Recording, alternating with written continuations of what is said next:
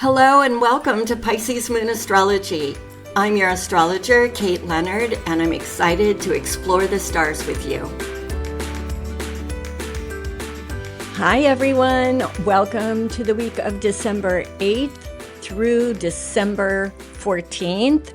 And like always, what a week we have. This time, it's the battle of the genders, the opposition of Venus, who is come up to the surface. She's been in the underworld with Pluto. She is transformed and newly empowered, and she is opposing the retrograde Mars.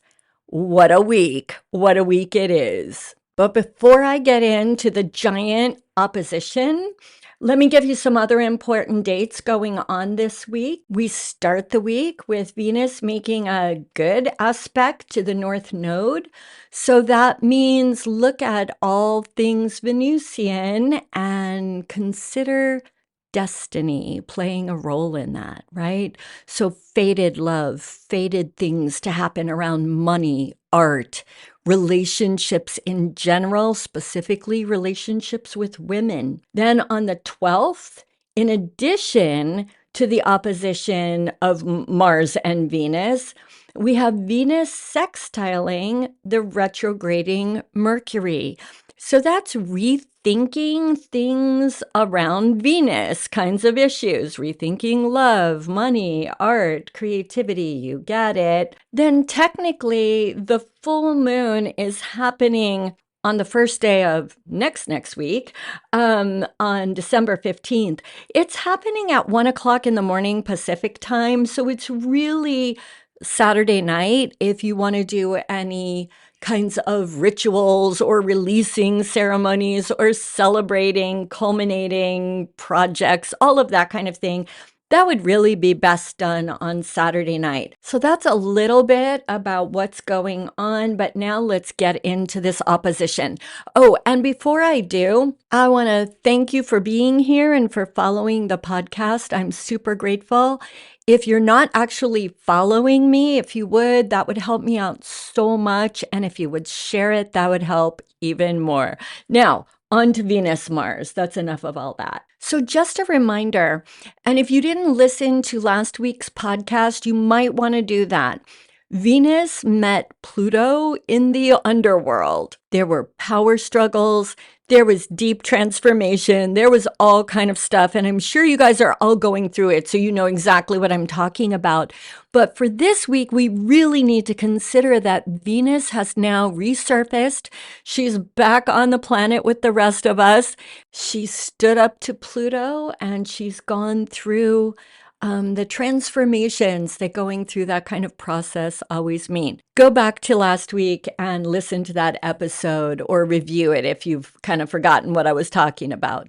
The reason that's important is because it's that newly empowered Venus who is going to oppose retrograding Mars, all right? So this is the male and female principle standing in opposition to each other. But this time we have the empowered Venus against the retrograding Mars.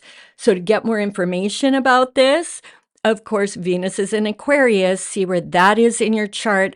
Mars is in Leo. Look at that. They're opposite each other, so they're on the same axis. Opposing houses always relate to each other. For example, the 1st and 7th houses are called the me-we axis because 1st house is all about me as an individual. 7th house is we in partnership, okay? 2nd house, my money. 8th house, opposing it, our money. All right, so you can see the meanings or significations of opposing houses relate to each other. And that's what we're going to see and have to grapple with in this Venus-Mars opposition. And even though we're going to talk about an opposition and we are going to talk about Venus showing up in her very tough chick form, okay? And I say that with all respect for the goddess, but she is a tough Venus coming out of the underworld and also in Aquarius, a Saturn ruled sign. Saturn is all about saying no, setting boundaries. So this is no lightweight, fluffy Venus we're getting. Still, I want to remind you that while we're talking about this opposition and this tough Venus, she still wants to unite.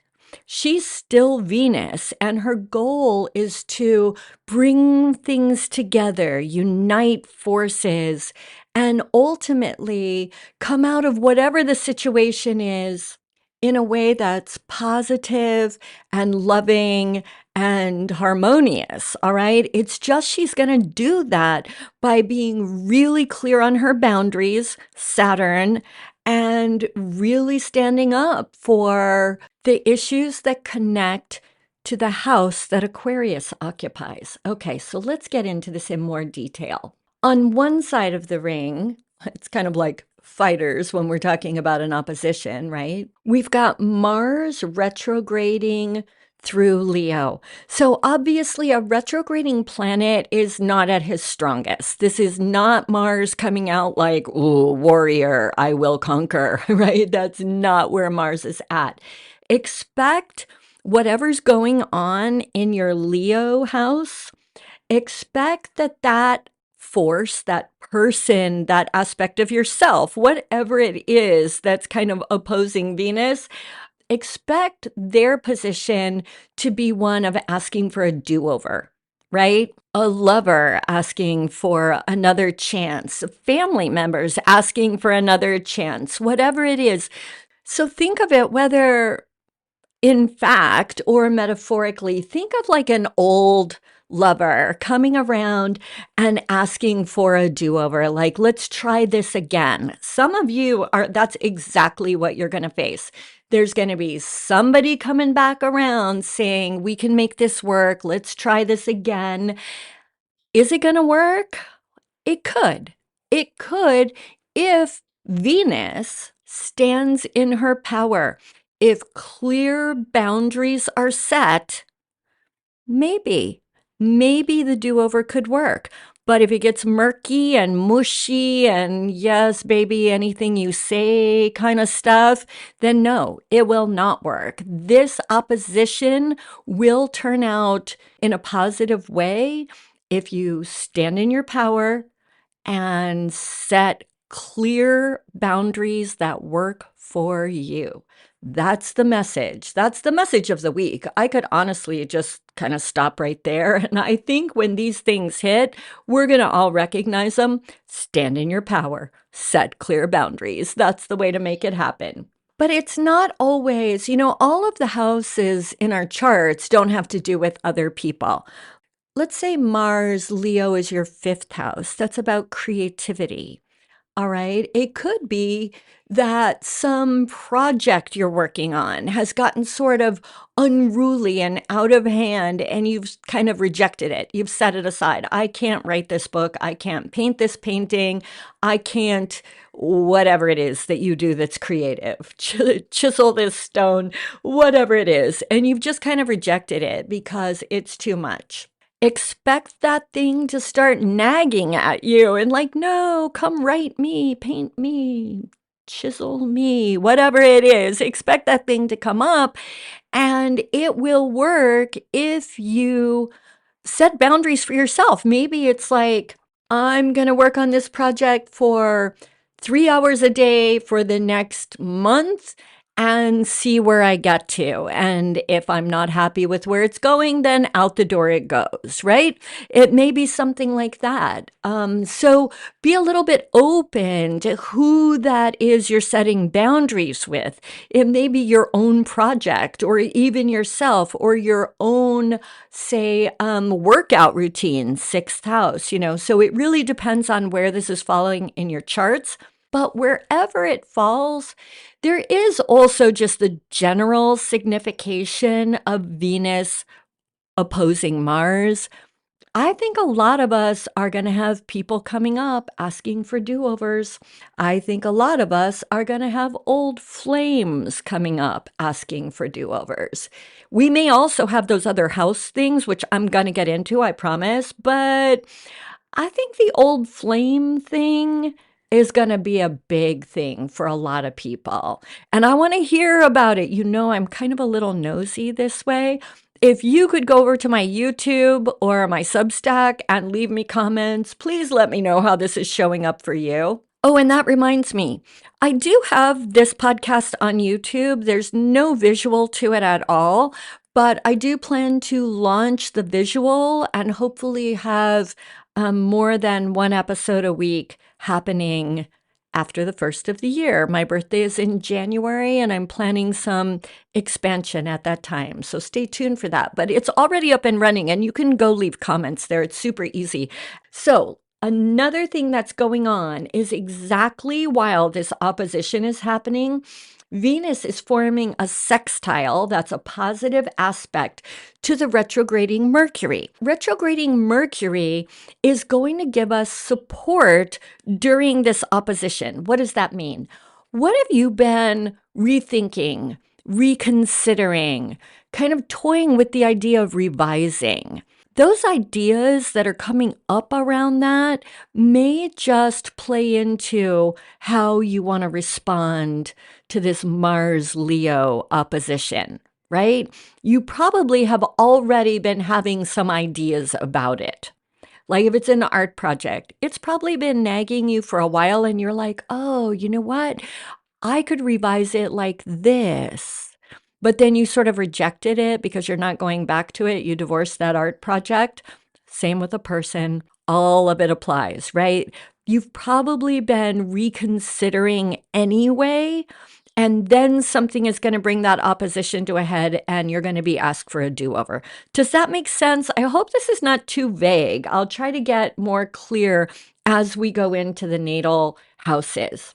And I'm going to do it just a little bit differently this time because, as I said, an opposition always lights up the axes. So the 1st and 7th house, the 2nd and 8th, the 3rd and 9th, the two houses that stand in opposition.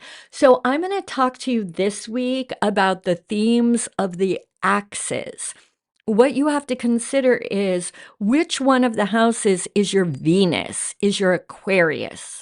That's the one where you want to stand in your power, set your boundaries, okay? That's the place of strength. All right, so let's get into this. The 1st, 7th, that's called the me-we axis, right? 1st house, me as an individual. 7th house, me in partnership with somebody else, making it the we house. This is my we couple's identity, right? So expect to need to set boundaries either around 1st house Aquarius, protecting your own individuality within the relationship, or 7th house Aquarius, saying, you know what, dude or girl, person, partner, oh, you know what, partner? You're not all in. You're holding back too much, and I need you to get fully into this relationship. And if that can't be, then maybe we can't be. All right? You get what I mean? Like, where's your Venus? 1st or 7th? That's the house where you're standing in your power. Moving on, 2nd and 8th. This is my money and our money. Remember that our money, it very often means the money that you and your partner share or that you get from your partner's contribution, say to your, home and all of that. But it can also be debt. That's money you own with the bank, right? Really, they kind of own it. Or insurance, or any of the taxes, inheritance, business investors, all of that. So 2nd house is my money. 8th house is ours. Where do you need to stand in your power and set boundaries? Do I need to set boundaries in the 8th house and say no more spending what I can't pay cash for? Do I need to set boundaries with my partner and say, you know what, partner person, you need to be putting more into our joint finances? Or am I second house Venus saying, you know what, I am putting in too much to our joint finances and I'm going to be holding a little bit more back so that I can do the things I want to do? The third and ninth. This is third house communication, ninth house making it public, communicating in a way that gets it out to the people through publication or putting it out in social media, YouTube, whatever it is, some kind of publication, public voice. Where do you need to set boundaries? Do you need to not be putting so much out to the public? Do you need to focus more on, say, your writing skills, your own authentic voice in your communication? Or do you need to be let go of being so precious about I'm keeping my words to myself and get them out there, setting boundaries on after I write the next story, I'm sending it in for publication, or this idea I've been working on to present, I'm going to finally launch it. Whatever it is, it's about authentic voice and getting that voice out to the public. Fourth and 10th, this is a classic one. It is home family. That's fourth, home and family versus career. Where do you need to set the boundaries? Boss, I'm not working so much. I want to be home with my kids for like a minute or two, right? Or family, I love you very much, but I'm ready to move my career to the next level. So I've got to put in some more hours. Fifth, 11th. This is an interesting one because fifth is creativity. That can involve sex, children, art, wherever it is, and however you define creativity. 11th house is group identity and friendship. So are you spending too much time in the playground of creativity and not enough time being sort of out in the community and part of the group? Are you spending so much time with friends that your art is suffering, or your own just sort of time with your creative spirit, whether that's with your partner in the bedroom or with your children on the playground? Where do you need to set those boundaries? The 6th, 12th, that's the health axis. 6th house is really about physical health. That's your diet, your exercise program, and just overall how you take care of your physical body. 12th house has a lot more to do with the subconscious, mental health, those kinds of things. And it also has to do with rest. Do I need to finally stop resting so much and get out to the gym because I am letting my health deteriorate because I'm not working out? Have I been feeding my depression rather than handling it? Do I need to stop kind of focusing so much on the physical and take care of my mental health more? It depends on where you're out of whack, right? Where is Venus? That's that place. I hope that makes sense. I think in an opposition, it makes better sense to talk about the axes rather than each house, because this involves an interplay, like a tug of war between those two opposing houses. This one, if Aquarius with Venus, that's going to win. It's the one that needs to win. That's where the power is. And when I say win, I'm aware that that's a little bit too simplistic, right? But that's where we need to take the hard stand. I think that's what I mean. Okay. Mars is going to ask for that do-over. Mars is going to try to redo, which can mean repeat, right? Repeat the same old thing that's been going on. That's why the boundaries are needed.